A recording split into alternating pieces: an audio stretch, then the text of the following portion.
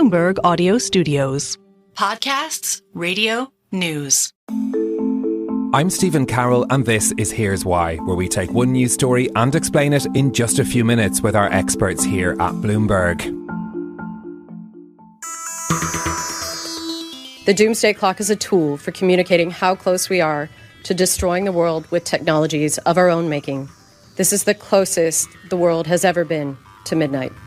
The New START treaty, we're talking about nuclear arms here, and a lot of work would need to go into that to extend that treaty or have a new one. You could have a major war between Russia and NATO, which of course includes the United States, so the two nuclear superpowers, which would be potentially very dangerous. We have more nuclear weapons than anybody. We don't do testing. We've halted it many years ago.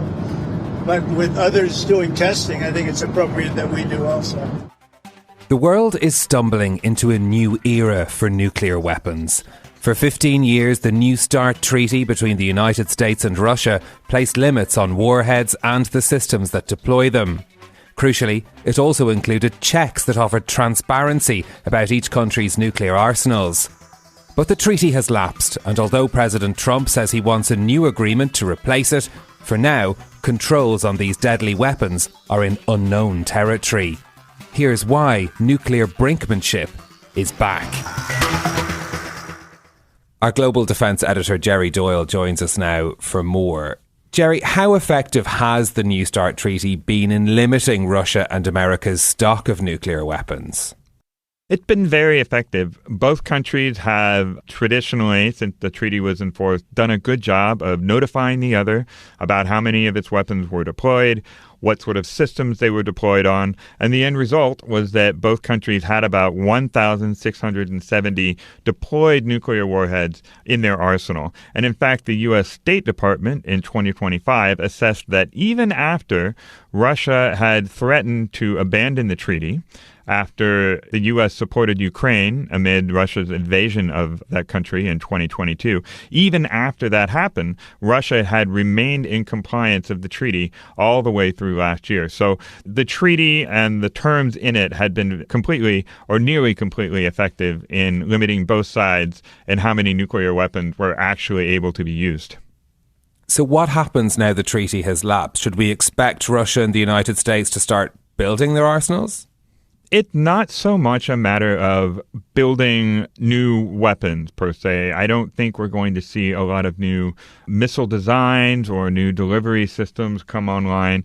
What will almost certainly happen is both countries will take the relatively easy step of taking the warheads that have been sitting in their stockpile and adding them to weapons that can handle more than one warhead, but which have been limited by treaty to carrying only one.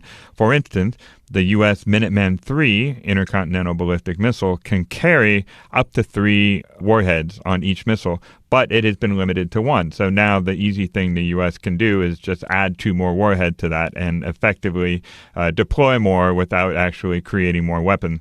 Russia is in a similar position. Its SS-18 intercontinental ballistic missile can carry as many as 10 warheads, intelligence has suggested. So they can take some of those stockpiled weapons and put them on missiles. Now, the main sort of difference is that Russia does not have as many delivery systems as the U.S. So it will, after the treaty is fully abandoned, they're able to upload, say, roughly 1.5 times their current deployed warheads, whereas the U.S. will be able to upload almost twice as many. So it should end up being something in the neighborhood of as many as 3,750 deployed warheads for the U.S. and about 2,600 deployed warheads for Russia. Still a tremendous amount of nuclear destructive power. Are we in a complete legal vacuum now? Do any other treaties that cover nuclear weapons provide any other limits that might add, I suppose, more guardrails in this area? At this point, no. The only sort of major nuclear treaty that's still in force is the Non-Proliferation Treaty, which simply prevents or aims to prevent nuclear powers, countries that currently have access to nuclear materials, nuclear weapon designs, nuclear delivery systems, from selling them or otherwise distributing them to the rest of the world. But in terms of building new weapons and adding new warheads to them, no, there's nothing to stop that from growing as much as it wants to.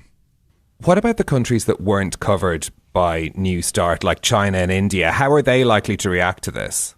Well, I think you could see a sort of a round of arms racing as, China especially started building its nuclear arsenal up in recent years because it did not think it had enough weapons to deter a major nuclear power like the United States or like Russia from an attack.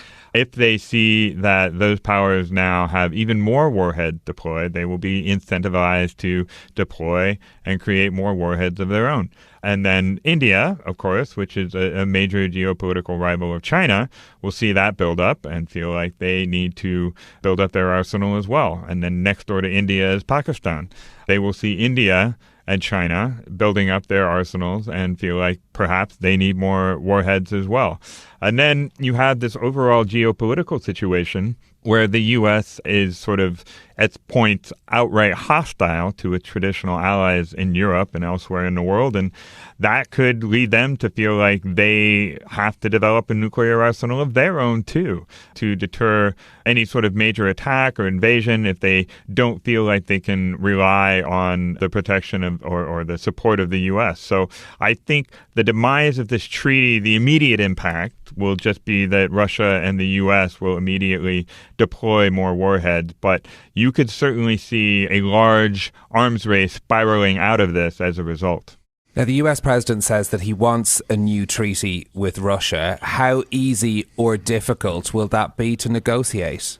Well, that's hard to say. I mean, if the U.S. wanted a new treaty with Russia, there was plenty of time to negotiate one before a New START expired. And of course, Trump is the president of the United States. He could order negotiations to start at any time. I think the main problem here at this point is going to be if it is anything more than the U.S. and Russia, if we want China to be involved, for instance, that's going to be very, very tough sledding. China does not have anywhere near as many warheads as the U.S. or Russia, so convincing them to come to the negotiating table and place limits on a stockpile that is already much smaller than their global competitors will be extremely difficult. Okay, Gerry Doyle, our global defence editor, thank you very much. For more explanations like this from our team of 3,000 journalists and analysts around the world, go to bloomberg.com/explainers. I'm Stephen Carroll. This is Here's Why. I'll be back next week with more. Thanks for listening.